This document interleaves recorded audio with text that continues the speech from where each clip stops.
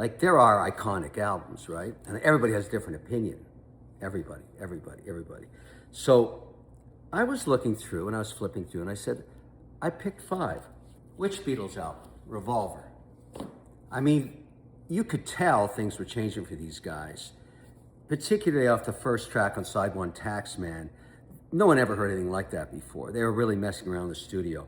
This defined a whole new way people recorded. George Martin working with these guys. But anyways, one of the top 5 in terms of how it influenced music for generations to come.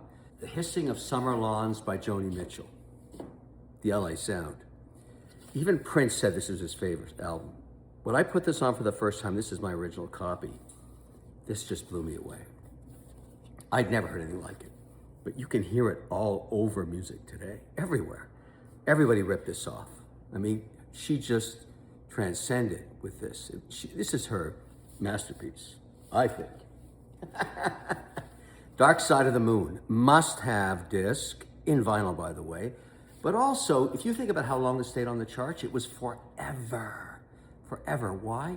No one had ever heard anything like it. This was a truly studio-made album in London, England. But the tracks are iconic. These guys don't even get along anymore, but their genius is in their masterpiece. Dark Side of the Moon for sure. My original copy of Let It Bleed. Rolling Stones. I mean, Gimme Shelter, I think, probably is their masterpiece. Monkey Man, I mean, Live With Me. They're iconic Stones at their creative peak.